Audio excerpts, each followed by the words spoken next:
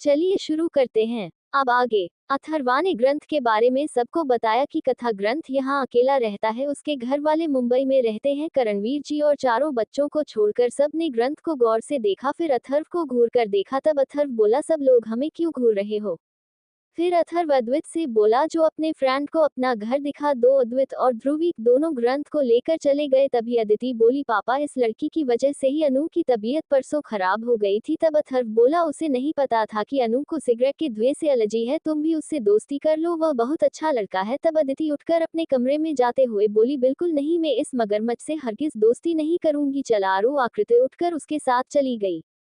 सभी बच्चों के जाते ही अक्षत अपना सवाल दागते हुए अथर्व से बोला, वह अकेला क्यों रहता है? तब अथर्व ने ही सब लोगों को सब कुछ बता दिया जो ग्रंथ ने उसे बताया था। अथर्व सबसे बोला, वहां मुंबई में उसकी जान को खतरा था, उसके घर के लोग ही उसकी जायदाद के लिए उसे मारना चाहते हैं। उसे दिन उसने मुझे एक बड़े खतरे से बचाया था जिससे वह बुरी तरह फंस सकता था। वह एक अच्छा इंसान है और मुझे बहुत अच्छा भी लगा, तो मैंने उसे दोस्ती कर ली। मैं उसे फिजिकल और मेंटल स्ट्रांग बनाना चाहता हूँ ताकि वह खुद की रक्षा कर सके। अथर्व की बात सुनकर अक्षत गुस्से में बोला, पता नहीं लोग ऐसा क्यों करते हैं, क्यों एक मासूम जिंदगी को बर्बाद होने के लिए ऐसे ही छोड़ देते हैं, शादी ही क्यों करते हैं जब अपनी जिम्मेदारी नहीं निभा पाए। तब प्रीतम जी बोले, शायद भगवान हमें एक और बच्चा देना चाहते हैं जिसकी जिंदगी हम बना सके। तब अथर्व बोला, हाँ पापा आप सही कह रहे हैं, खैर चलिए मुझे आपसे कुछ बात करनी है। अथर्व ने करणवीर जी को भी इशारा किया तो वह दोनों अथर्व के साथ चले गए। वही ग्रंथ अद्वैत और ध्रुविक के साथ उनके कमरे में आया। अद्वैत उससे बोला, ग्रंथ यह है हमारा कमर, मेरा और ध्रुविका आओ बैठो। तो ग्रंथ को फ्रेश होना था तो वह वॉशरूम जाने के लिए कहने लगा, तो अद्वैत ने ही उसे दरवाजे की तरफ इशारा करके वॉशरूम दिखाया। उसके जाने के बाद ध्रुविक बेड पर फैलते हुए बैठ गया और कहा, चाचू हमारी उम्र के लड़के से दोस्ती कैसे कर सकते हैं जबकि इन दोनों का स्वभाव कितना अलग है एक दूसरे से। तभी अथर्व कमरे में आया और ग्रंथ के बारे में पूछने लगा। तब अद्वैत ने उसे इशारे से बता दिया कि वह वॉशरूम में है। तब अथर्व अद्वैत के पास आया और कहा, कॉलेज में उसके साथ ही रहा करो। तब अद्वैत बोला, वह हमेशा अकेला रहना पसंद करता है पापा। तब अथर्व बोला, अगर वह अकेला रहने को भी कहे तो भी उसे अकेला नहीं छोड़ना, मेरी तरह गोंद की तरह चिपक जाया करो। उस तभी ग्रंथ बाहर आया तो अथर्व बोला, हाथ धो लिया ना? ग्रंथ ने हाँ में गर्दन हिलाई। तब अथर्वा ने उसका हाथ पकड़ा और अद्वैत का हाथ उसके हाथ में रखकर कहा, यह मेरा चंगू है, इसे अपना दोस्त नहीं भाई बना लो, एक अलग लेवल तक अपनी दोस्ती को लेकर जाओ और एक मिसाल कायम कर दो। बाकी मैं तो हमेशा तुम दोनों पर नजर रखूंगा ही कि कहीं तुम दोनों का दोस्ताना ना चालू हो जाए। ग्रंथ में छत से अद्वैत का हाथ छोड़ दिया और अद्वैत अथर्व से बोला, पापा आ। तब ध्रुविक हंसने लगा। अथर्व ग्रंथ को अपने पीछे आने का इशारा करके कमरे से हंसते हुए बाहर निकल गया। तब ग्रंथ अद्वैत से बोला, ये हमेशा ऐसे ही तुम्हें टॉर्चर करते रहते हैं? तब अद्वैत बोला, तुम अभी ढंग से उनके साथ रहे नहीं हो, लेकिन कोई बात नहीं, जल्द ही तुम भी उनके कारनामों के शिकार बनने वाले हो। ग्रंथ अथर्व और बाकी सब के बारे में सोते हुए अथर्व के पीछे चल रहा था। वह एविल से बोला, अभी मैं आज तक इतना अच्छा परिवार नहीं देखा, सब लोग कितने अच्छे हैं। तब एविल बोला, हाँ और वह क्यूट अदिति भी। तब ग्रंथ से डिपकते हुए बोला, उसे सिर्फिरी लड़की के बारे में कुछ भी उल जुलूल सोचने की जरूरत नहीं है, बंदरिया कहीं की। वह अभी और एविल से बातें करता। तभी अथर्व उससे बोला, इस कमरे में आ जाओ। ग्रंथ अथर्व के पीछे कमरे में गया तो देखा वह एक स्टडी रूम था। अंदर सोफे पर प्रीतम जी और करणवीर जी बैठे थे। अथर्व ने उसे अपने पास बिठाया था। प्रीतम जी ग्रंथ से बोले, ग्रंथ तुम अपना बिजनेस क्यों नहीं संभालना चाहते? तब ग्रंथ बोला, क्योंकि मैं नहीं चाहता, मेरे दादाजी ने सिर्फ मुझे उसे परिवार से बंदी रखने के लिए यह बिजनेस नाम का फंदा मेरे गले में डाला है। आप खुद बताए, उसे बिजनेस को अब तक मेरे पापा, चाचा और ताऊजी ने मिलकर संभाला है, तो वह कैसे बर्दाश्त कर सकते हैं कि वह पूरा बिजनेस मुझे अकेले के नाम पर हो जाए? उनके अपने बच्चे भी तो हैं ना, और वैसे भी मुझे उन लोगों से कुछ भी नहीं चाहिए। तब प्रीतम जी बोले, तुम जानते हो ना कि यह कितना रिस्की काम है, सरकार तुमसे कुछ भी करने के लिए कह सकती है, कहीं भी भेज सकती है, यहाँ तक कि तुम्हारी जान को खतरा भी हो सकता है। तब ग्रंथ बोला, जान का खतरा तो मुझे यहाँ इस शहर में भी है, वहाँ मुंबई में भी है। अब तक 2-3 अटैक मुझ पर हो चुके हैं और आगे भी होते रहेंगे, इसकी क्या गारंटी है कि मैं कभी मारूंगा नहीं? अब मैं अमर तो नहीं हूँ ना, इसलिए अगर मेरी जान इस देश के लिए चली जाए तो शायद मेरा जीवन सफल हो जाए। प्रीतम जी आगे कुछ नहीं बोल पाए। उन्होंने गहरी सांस छोड़ी और कहा, ठीक है, जैसी तुम्हारी इच्छा। अब तक अथर्व ऐसा पहला ऑफिसर था जो सेक्रेटरी सरकार के लिए काम करता था। अब से तुम दूसरे ऐसे ऑफिसर बनोगे, लेकिन ध्यान रखना पावर का मिसयूज कभी नहीं होना चाहिए और तुम्हें 2 महीने ट्रेनिंग भी लेनी होगी। तब अथर्व ने कहा, पापा इस ट्रेनिंग भी मैं दे दूंगा, आप टेंशन मत लीजिए। तब प्रीतम जी ग्रंथ से बोले, कल दोपहर को तुम अद्वैत लोगों के साथ यही आ जाना अपने सारे डॉक्यूमेंट्स लेकर। ग्रंथ ने हाँ में सर हिला दिया। तभी अथर्व बोला, ठीक है चलो ग्रंथ, कुछ देर हम बातें करते हैं। उसके बाद अथर्व ने दोपहर के लंच तक ग्रंथ को सूर्यवंशी मेंशन में ही रोके रखा। जिस ग्रंथ ने लंच भी वही किया। उसने महसूस किया कि अथर्व परिवार में सबसे अलग है। वह जो भी कहता है वह झट से मान लिया जाता है। उसने ये भी गौर किया कि अदिति ही अथर्व के सबसे ज्यादा करीब है। सब लोग अथर्व की केयर करते हैं, वही अथर्व अपनी बेटी की केयर करता है। कुल मिलाकर उसे अथर्व का परिवार बहुत पसंद आया। अपने फ्लैट पर जाने के लिए जब ग्रंथ वहां से निकला तो अथर्व ने उसे शक्ति से वॉर्न किया कि अब अगर उसने रात में ड्रिंक की तो वह उसे सजा देगा। तब ग्रंथ हाँ में सर हिलाकर वहां से अपने फ्लैट पर चला गया। अगले दिन ग्रंथ अद्वैत लोगों के साथ ही कॉलेज से सूर्यवंशी मेंशन आ गया था, जिसका बहाना करके अथर्व भी कंपनी से दोपहर में ही भाग आया था। ग्रंथ से प्रीतम जी ने एक फाइल पर साइन करवाया और उसे पर सरकारी मोहर लगाकर उसकी सरकारी सीक्रेट कमांडो बनने के अप्रूवल दे। उसके बाद लक्षिता और आराध्या ने सबको लंच करवाया। इसके बाद ग्रंथ वहां से चला गया और अथर्व सीधा ललिता जी के घर पहुंच गया। रात को जब लक्ष्य पुलिस स्टेशन से घर लौटा तो अथर्व से चिपक गया। अथर्व का उसे ऐसे चिपकना और बटरिंग करना लक्ष्य को उसे पर शक करने को मजबूर कर रहा था। अथर्व ने वही डिनर किया और लक्ष्य से बोला, मैं पैदल आया हूँ, चल मुझे घर तक छोड़ आए। लक्ष्य भी जानना चाहता था कि अथर्व के शैतानी दिमाग में अब क्या खुराफात सोच रही है, इसलिए वह भी उसके साथ निकल गया। लक्ष्य चलते हुए अथर्व को कनखियों से घूरते हुए बोला, तू मुझे कुछ कहना चाहता है? तब अथर्व दांत दिखाते हुए बोला, तुझे कैसे पता? तब लक्ष्य बोला, बात चिपक रहा है मुझसे। तब अथर्व बोलना, अच्छा वह केस ज्यादा तो नहीं बिगड़ा था ना, सीएम के पोते वाला? तब लक्ष्य बोला, बिगड़ सकता था। एक बात बता, मुझे सिर्फ कम के पोते को करने के लिए कहा था, लेकिन तूने उनके गार्ड को भी मार दिया, पूछ सकता हूँ क्यों? तब अथर्व बोला, मुझे पता है, वह दोनों का गार्ड पुलिस को बेवकूफ बना रहे थे। फार्म हाउस की फुटेज बंद कर देते थे और पुरानी फुटेज में फिर करके उसे दिखाकर तुम लोगों को उल्लू बनाते थे। सीएम के पोते ने हर क्राइम को इस फार्म हाउस में अंजाम दिया था। जुर्म को छिपाना भी गुनाह होता है, इसलिए मार दिया उन सालों को भी। लक्ष्य कुछ नहीं बोला। तब अथर्व समझ गया कि उसके पास कोई जवाब नहीं है, जिसका मतलब अथर्व अपनी सही किया था। तब अथर्व बोला, अच्छा अगर तूने और भी ऐसे ही केस सॉल्व करवाने हैं तो मुझे बता देना, मैं सबका काम तमाम कर दूंगा। तब लक्ष्य उसे घूरते हुए बोला, अच्छा तो इसलिए शाम से मुझसे चिपक रहा है? मैं ऐसा बिल्कुल नहीं करूंगा। तब अथर्व बोला, ठीक है मत देना मुझे, कोई केस में खुद से ढूंढ लूंगा, लेकिन फिर मुझे से मत कहना कुछ। तब लक्ष्य बोला, तू पागल हो गया है? इन सब से इतना टाइम से तो डर रहा था ना, तो अब क्यों तुझे खुजली हो रही है? तब अथर्व ने कहा, ऐसा तुम लोगों को लगता है कि मैं सब बंद कर दिया है, लेकिन ऐसा कुछ भी नहीं है। पिछले 10 सालों से मैं अपने आदमियों से सब काम करवा रहा हूँ। इनफैक्ट 50 लोगों को तो मैं नौकरी पर रखा हुआ है, जो सेक्रेटरी दिल्ली और मुंबई दोनों जगह जुर्म को साफ करने के लिए मेरा काम कर रहे हैं। अथर्व का खुलासा सुनकर लक्ष्य की आंखें फैल गई। तब अथर्व बोला, तो क्या सोचा तूने, देख तेरा काम ही आसान होगा? तब लक्ष्य बोला, ठीक है, लेकिन तू खुद किसी भी केस में डायरेक्ट नहीं खुलेगा। तब अथर्व पीठ पीछे उंगली क्रॉस करके बोला, ठीक है। बात करते हुए वह दोनों सूर्यवंशी मेंशन के सामने आ गए तो अथर्व बोला, ठीक है हम पहुंच गए, तू जा अब। और हाँ पापा, या फिर किसी को भी कुछ बताया ना तो देख लेना फिर। तो लक्ष्य झेपते हुए वहां से चला गया। और डेविल अथर्व से बोल, अर्थ तूने झूठ क्यों बोला कि तू अपने आदमियों से सब करता है? तब अथर्व बोला, तो क्या उसे सच बता देता, फिर तो वह जरूर मुझे कोई केस देता, ऊपर से घर में कैद करवा देता। वह अलग, अब कम से कम उसे तसल्ली तो है कि मैं खुद कुछ नहीं कर रहा बल्कि किसी और से करवाता हूँ। तो डेविल बोला, ये भी ठीक है। वहीं दूसरी तरफ ग्रंथ को शराब की तलब लगी थी, लेकिन अथर्व की वार्निंग भी उसे याद आ रही थी। तभी एविल उससे बोला, चल अगर पीनी है तो तू तो किसी से नहीं डरता। तब ग्रंथ बोला, लेकिन डिबी को पता लगा तो? तब एविल बोला, तुम उन्हें बताओगे?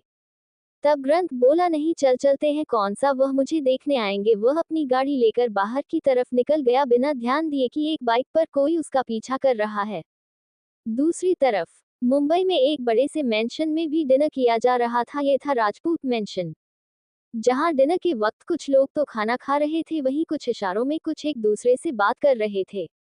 ग्रंथ के चाचा अखिल राजपूत की बीवी अमीषा अपने पति को इशारों से कुछ कह रही थी। अखिल ने अपने पिता आलोक जी की तरफ देखा और कहा पापा। आलोक जी ने अपने बेटे की तरफ देखा तो वह आगे बोला पापा ग्रंथ को गए हुए काफी दिन हो गए हैं, वह वापस कब आ रहा है। आलोक जी ने उसे तीखी नजरों से देखा तब वह झेपते हुए बोला मतलब पापा उसे जब बिजनेस संभाल ही है तो अभी संभाले पढ़कर वह क्या करेगा। तब आलोक जी उसे घूरते हुए बोले फिर अपने बेटे को भी क्यों पढ़ रहे हो जब उसे भी आगे चलकर ग्रंथ की मदद ही करनी है। तो तब उनका मंजुला बेटा जो कि ग्रंथ का बाप था वह बोला पापा आप तो ऐसे रिएक्ट कर रहे हैं जैसे हम सब ने उसे यहाँ से भगाया हो, क्या आपको कभी उसकी गलती नहीं दिखती। तभी शिविका बोल पड़ी चाचा जी भैया की कोई गलती नहीं थी, उसे दिन प्रिंसिपल सर ने मेरे साथ बहुत ही गलत हरकत की थी मुझे सबके सामने, तभी उसकी माँ ने उसे चुप करवा दिया। तब हुआ जी बोली शिविका बेटा जब बड़े बात कर रहे हो तो छोटू को बीच में नहीं बोलना चाहिए। तब शिविका के पिता यानी ग्रंथ के ताऊजी बोले जो भी हो ग्रंथ की उम्र अभी बिजनेस संभालने की नहीं है और फिर यहाँ पर हमारा कोई अनजान दुश्मन भी है जिसका हमें पता तक नहीं है, तो ऐसे में वह वही दिल्ली में ही रहे यही अच्छा है, कम से कम वहाँ सुरक्षित तो रहेगा। अखिल की मुठिया गुस्से में कस गई थी, उसके सामने बैठी ग्रंथ की सौतेली माँ की तरफ देखा और फिर मन में बोल बड़े भैया आपके बीच में बोलना नहीं चाहिए था, अब देखना आप ही उसके यहाँ वापस आने की वजह बनेंगे, फिर चाहे वह कुछ दिनों के लिए ही क्यों ना हो, एक बार हमारा काम हो जाए फिर देखिएगा आपके इस घर के कोने में नहीं लगा दिया तो मेरा नाम भी अखिल राजपूत नहीं। वहीं दूसरी तरफ ग्रंथ बार के बाहर ही पहुंचा था, तभी सामने से आते अथर्व को देखकर वह बेहोश होते होते बचा। अथर्व बार से कुछ बियर की बोतलें लिए बाहर आ रहा था जब लक्ष्य ने उसे सूर्यवंशी मेंशन के बाहर छोड़कर गया था, तभी अथर्व को फोन आ गया था कि ग्रंथ बार की तरफ जा रहा है, तब वह घर से बाहर से ही वहां के लिए निकल गया। अथर्व उसकी गाड़ी के पास आए और कहा खिड़की खोलोगे मुझे बोतलें रखती है, तब ग्रंथ ने हद बढ़ाते हुए गाड़ी का दरवाजा खोल दिया तो अथर्व बोतलों के साथ गाड़ी में बैठ गया और कहा चलो मुझे मेरे घर छोड़ दो। ग्रंथ ने बिना ना नौकरी किए गाड़ी वापस घूम ली और मन में कहा ये तो अलग ही लेवल की तोप निकले। तभी अथर्व से घूरते हुए बोला मैंने तुमसे कहा था ना कि ड्रिंक मत करना। तब ग्रंथ बोल दीदी वह मैं तो बस, तब अथर्व बीच में बोल बस टहलते हुए इस तरफ आ गया था। तब ग्रंथ बोला जी वह अब इतनी जल्दी आदत थोड़ी ही जाएगी। तब अथर्व बोला डिनर किया। तब ग्रंथ ने ना में सर हिला दिया तो अथर्व बोला अभी आगे की एक रेस्टोरेंट आएगा वहां रोक लेना, मैं भी पेट पूजा कर लूंगा, दोबारा से बड़े दिन हो गए हैं मैं नूडल्स नहीं खाई, कोई खाने ही नहीं देता। ग्रंथ बार आ गया था अथर्व के मना करने के बाद भी, लेकिन वह पकड़ा गया था क्योंकि अथर्व ने उसे देख लिया था और अथर्व ने उसे खाने के बारे में पूछा तो उसने मना कर दिया, तो उसने उसे एक रेस्टोरेंट में गाड़ी रोकने को कहा। कुछ देर बाद ग्रंथ दाल चावल खा रहा था और अथर्व नूडल्स खा रहा था। अथर्व खाते हुए बोला मेरी नजरें तुम पर हर वक्त बनी हुई है तो ज्यादा आपने उसे टेबल की बातों में मत आया करो, मुझे पता है तुम्हें उसी ने उकसाया होगा। तब ग्रंथ एकदम से बोला आपको कैसे पता। तब अथर्व बोलना मत भूलो ऐसा ही एक अजूबा मेरे पास भी है और अगर तुम्हें पीनी ही है तो बियर पी लिया करो, उसका ज्यादा नशा नहीं होता, वैसे तुम्हारे बहाने में भी अपना स्टॉक जमा करके आ गया, पता नहीं घर में मेरी बियर की बोतल गायब कहाँ हो रही है, जरूर इस अवी के बच्चे ने चुराई होगी, उसे ही मालूम है कि मैं छिपकर बियर पीता हूँ। तभी ग्रंथ अदिति का पर्दाफाश करते हुए बोला अद्वित ने नहीं दीदी आपकी प्यारी बेटी यानी मंगू वह और आपकी भतीजियां आपकी बियर चुराकर कोल्ड ड्रिंक में मिलाकर पी गई थी अपनी पजामा पार्टी में। ये बात वह खुद अद्वित को बता रही थी जिस दिन मैं पहले दिन कॉलेज आया था। अथर्व के गले में नूडल्स अटक गए। ग्रंथ की बात सुनकर वह हैरानी से बोला क्या मेरी दीदी ऐसा कुछ नहीं कर सकती। तब ग्रंथ बोला ठीक है आप उससे पूछ लेना और उसे मत बताएगा कि मैं आपको बताया है, वरना पहले ही वह मेरे पीछे पड़ी रहती है, आज उसने मेरी सारी सिगरेट पानी में डालकर खराब कर दी थी। तब अथर्व बोला उसने बिल्कुल सही किया था, लेकिन क्या सच में उसने मेरी बियर चुराई थी, देखता हूँ उसे मैं सुबह। तभी अथर्व का फोन बज तो उसने देखा प्रीतम जी का फोन था, उसने फोन उठाया तो सामने से वह बोले बागड़ बिल्ले कहा है तू, लक्ष्य तो तुझे कब का घर छोड़कर गया था। तब अथर्व बोला मैं बस 10 मिनट में घर पहुंच रहा हूँ पापा आप सो जाए। थोड़ी देर बाद अथर्व को ग्रंथ ने सूर्यवंशी मेंशन छोड़ और वह अपने फ्लैट पर चला गया। वहीं अथर्व ने गार्ड को अपनी बियर थामे और कहा जो इन्हें छुपा कर रख दो, कल सुबह मैं तुमसे ले लूंगा और गिन लेता हूँ 1 2 3 4 है, ये तो 5 थी, एक बोतल कहाँ गई। तभी उसका दिमाग घूम गया और वह भुनभुनाते हुए बोला ग्रंथ के बच्चे। फिर वह जल्दी से घर के अंदर जा पहुंचा जहां प्रीतम जी जाग रहे थे, तो अथर्व ने उन्हें बताया कि वह ग्रंथ के साथ था। फिर अथर्व अपने कमरे में गया जहां आराध्या तमतमाई बैठी थी, तो अथर्व ने उसे कुछ देर मनाया और फिर उसके ऊपर कूद पड़ा और लग गया अपने काम पर। वही ग्रंथ ने सोने से पहले वह बोतल दिकारी जो वह अथर्व की चुरा कर लाया था और फिर बिस्तर पर गिरकर नींद की आगोश में चला गया। सुबह के 4 बजे थे जब सूर्यवंशी मेंशन में अद्वैत और ध्रुवीक दोनों के चिल्लाने की आवाज सबको सुनाई दी। सब लोग हड़बड़ा कर उठ गए। आवाज अद्वैत के कमरे से आई थी, इसलिए सब लोग उसके कमरे की तरफ दौड़ गए। आराध्या भी उठकर बैठी थी। उसने जब अपने बगल में देखा तो अथर्व वहां नहीं था। वह भी उठकर तेजी से कमरे से निकल गई। सब लोग जब अद्वैत के कमरे में पहुंचे तो हैरान हो गए, क्योंकि अद्वैत और ध्रुवीक दोनों ही गले हुए बैठे थे और अथर्व को प्रीतम जी और प्रिया जी से डांट खा रहा था, क्योंकि यह सब उसी का किया धरा। उसने अद्वैत और ध्रुव को आज फिर पानी डालकर जगाया था। प्रीतम जी उसे डांटते हुए बोले, बागर बिल्ले, तू कभी सुधरता क्यों नहीं? तब अक्षत गुस्सा करते हुए बोला, पापा अगर यह सुधर गया तो पूरी दुनिया में प्रलय आ जाएगी, और सच तो यह है कि यह हमें ऐसे ही झटके देकर पागल करना चाहता है। आराध्या को आता देख अद्वैत जल्दी से उसके पास जा पहुंचा और अथर्व की शिकायत लगाते हुए बोला, मम्मी देखो ना, पापा ने आज फिर हम पर पानी डालकर जगाया। आराध्या ने गुस्से से अथर्व को घूर कर देखा। तभी अथर्व बोला, अरे आप सब सुनिए तो सही, मैं तो कब से इन दोनों कनखजूरे को जाग रहा था, लेकिन ये दोनों तो आदी हो चुके हैं, एक ही तरह से उठते हैं। तब प्रीतम जी बोले, क्यों उठा रहा था तो इन्हें इतनी सुबह? हाँ। तब अथर्व बोला, मैं ग्रंथ को ट्रेनिंग देने जा रहा था तो सोचा था मैं इन चारों को भी ले चलूं। तभी खैरिया हैरान होते हुए बोला, चारों? उसे लगा कि कहीं अथर्व उसे और अक्षत को तो नहीं घसीटने वाला। तब अथर्व दांत दिखाते हुए बोला, मैं तुम दोनों की बात नहीं कर रहा, मैं तो अहान और अभय के बारे में कह रहा था। सोचा इन चारों को भी थोड़ा आत्मनिर्भर बना दूं, यहाँ से जाकर मैं उन्हें भी जगाने वाला था। तभी प्रीतम जी बोले, तो रात को इन्हें बता देता, सुबह सुबह सबको डरा दिया नालायक कहीं का। चलो सब लोग सो जाओ और तुम बंदरों की टोली जाओ। इसके साथ प्रीतम जी ने अद्वैत और ध्रुविक को अथर्व के साथ जाने का कहकर वहां से चले गए और सब लोग भी वहां से चलते बने। अद्वैत और ध्रुविक का मुंह छोटा सा हो गया। धैर्य कौन दोनों पर हंसी आ रही थी। तभी रजनी उसे खींचते हुए अपने साथ ले गई। अथर्व ने उन दोनों को देखा और कहा, फ्रेश होकर कॉलोनी के पार्क में आ जाओ, तब तक मैं अभय और आह्वान को भी भेज दूंगा और ग्रंथ को भी ले आऊंगा।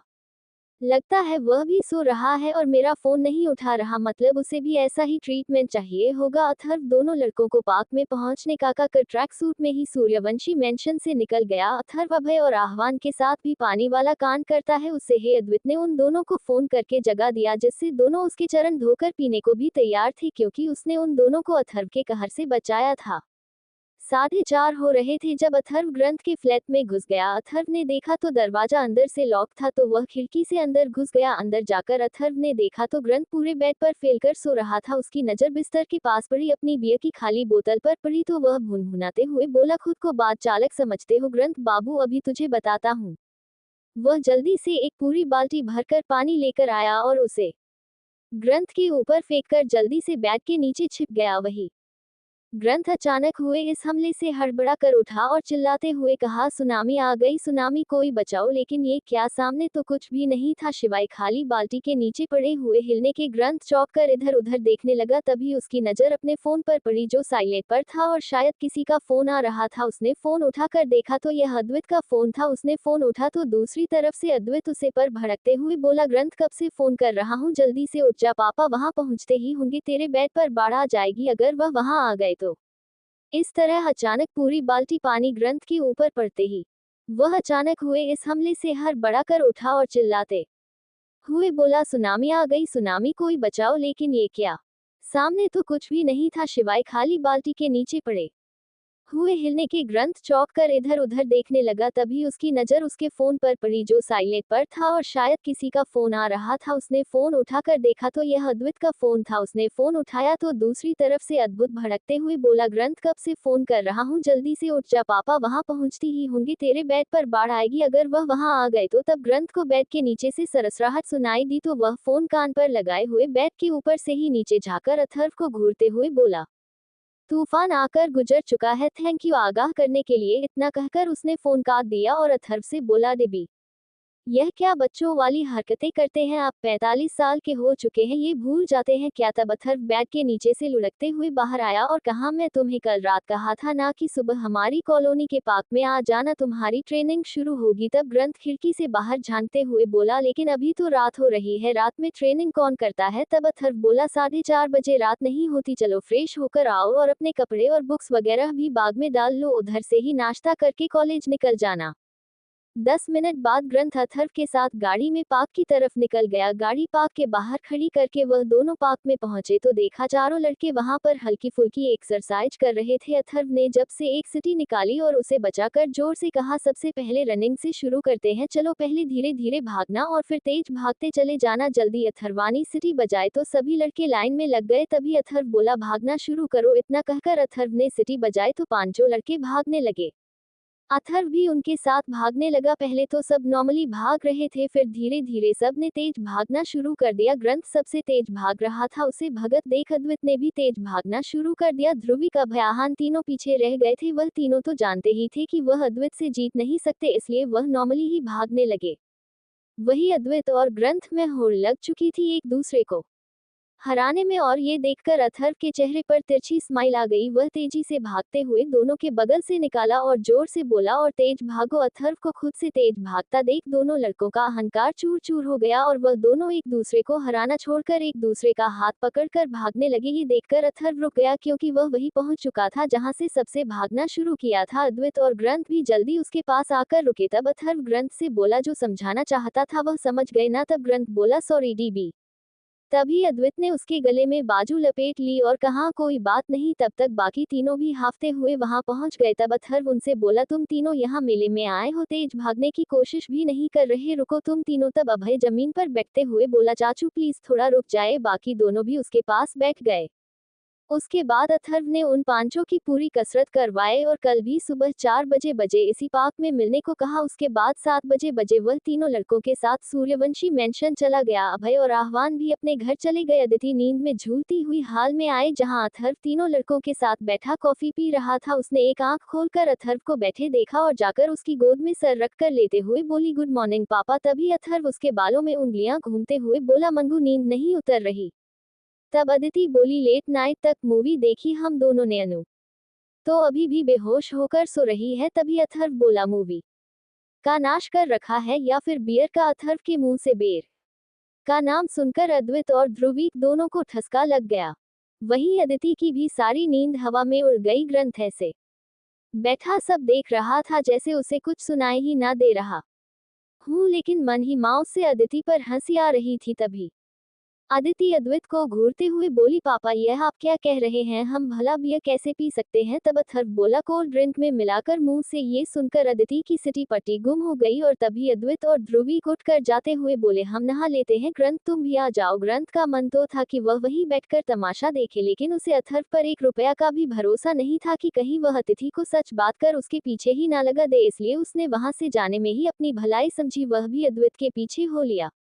पीछे अथर्व ने अदिति का कान पकड़ लिया और कहा, तो तू अब बियर भी पीने लगी है? शर्म नहीं आती तुझे? बताओ तेरी माँ को। तब अदिति इधर उधर देखते हुए बोली, पापा प्लीज उनको मत बताएगा कुछ भी, वह मुझे कूट देगी और फिर सबके सामने आपकी मंगू की बेइज्जती होगी, वह अलग सबके दिल से मेरा खौफ भी निकल जाएगा। पापा प्लीज मम्मी को मत बताना। तब अथर्व बोला, पहले वादा करो कि दोबारा ये गलती कभी नहीं करोगी। तब अदिति अथर्व की हथेली पकड़कर बोली, नहीं करूंगी पापा, मुझे तो उसका टेस्ट भी अच्छा नहीं लगा, वह तो अनु और आरू ने ही खत्म की थी, लेकिन उन्हें भी मैं नहीं पीने दूंगी, यह वादा है मेरा। तब अथर्व बोला, ठीक है चलो नहा धो लो और अनु को भी उठा दो, वरना कॉलेज के लिए लेट हो जाएगी, मैं भी नहा लेता हूँ जाकर। तभी अदिति उससे बोली, पापा आपको ये सब किसने बताया? अवि ने बताया होता है ना? तब अथर्व बोला, नहीं मुझे सपना आया था, चल जाकर नहा ले। अथर्व इतना बोलकर चला गया और अदिति अद्वैत को कोसते हुए अपने कमरे में चली गई। कुछ देर बाद अदिति दबे पांव अद्वैत के कमरे में घुसी और अद्वैत का बैग लेकर उसमें कुछ करने लगी। तभी वॉशरूम का दरवाजा खुला और ग्रंथ टॉवल लपेटकर कमरे में दाखिल हुआ।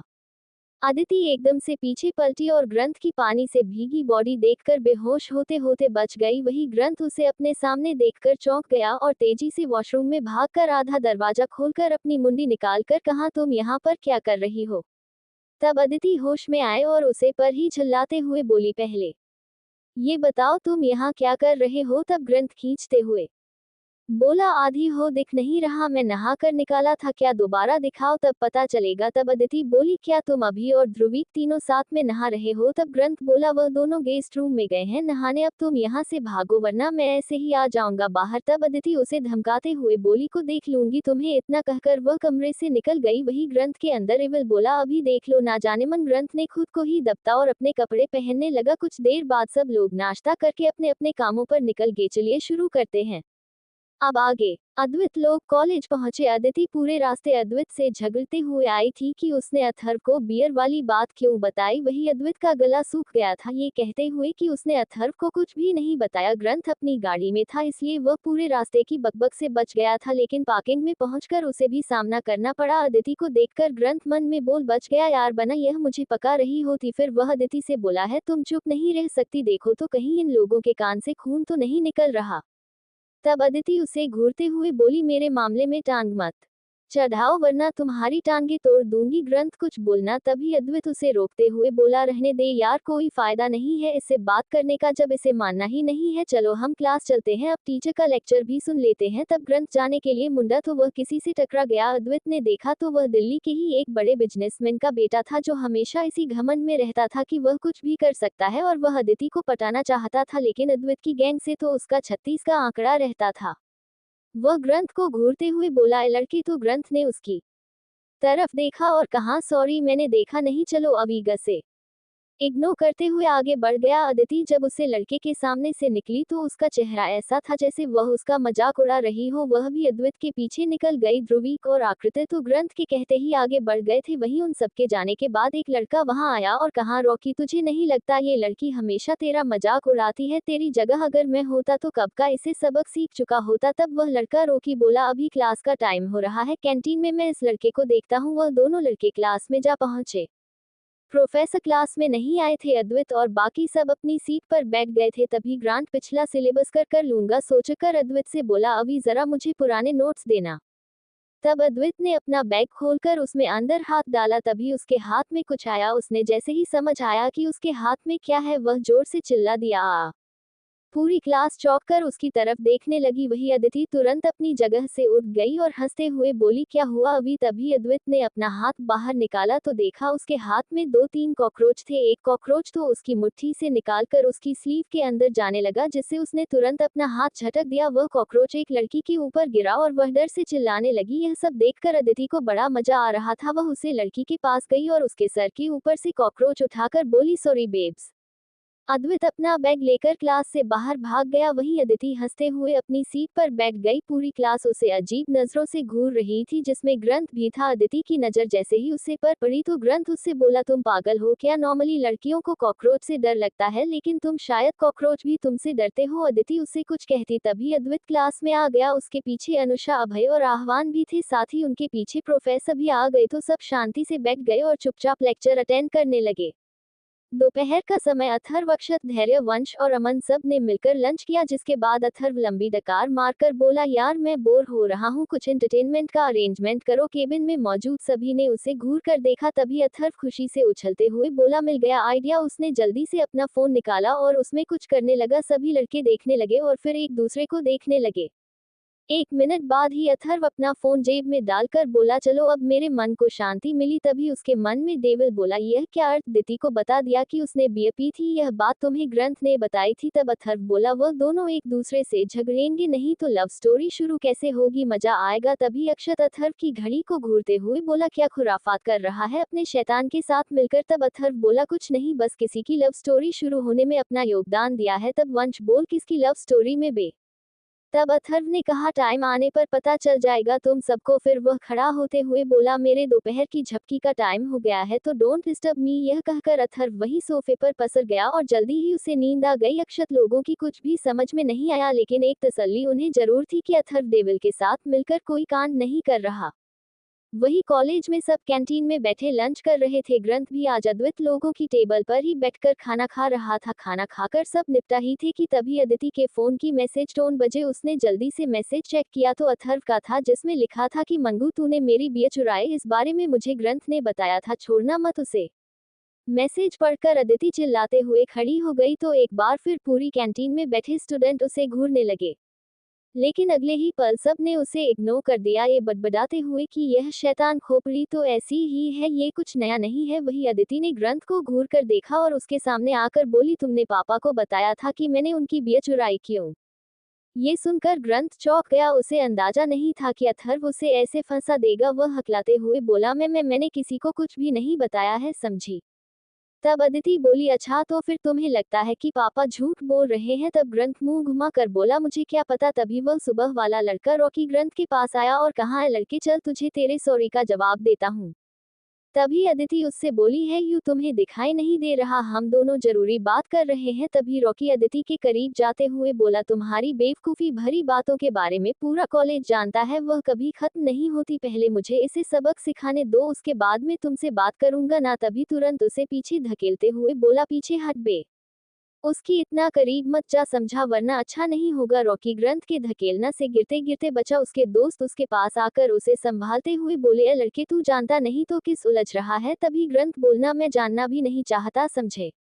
रॉकी ने आसपास देखा तो कैंटीन में बैठे कुछ लड़के लड़कियां उसे पर हंस रहे थे। उसे बड़ी बेइज्जती महसूस हुई और वह ग्रंथ की तरफ लपकते हुए बोला, साले तेरी तो। वह ग्रंथ पर झपटा ही था, तभी ग्रंथ ने उसकी गर्दन दबोचकर उसे उठाकर अपने टेबल पर बैठकर बोला, सुन बे घोंचू, मैं यह नहीं जानता कि तू कितने बड़े अमीर बाप की औलाद है, बिकॉज मुझे इससे कोई फर्क नहीं पड़ता। अब तू और यहाँ मौजूद सब लोग कान खोल कर सुन लो, मैं अपने पिछले कॉलेज से निकाला गया था क्योंकि मैं अपने प्रिंसिपल का सर फोड़ दिया था। ये सुनकर सब लोग चौंक कर उसे देखने लगे।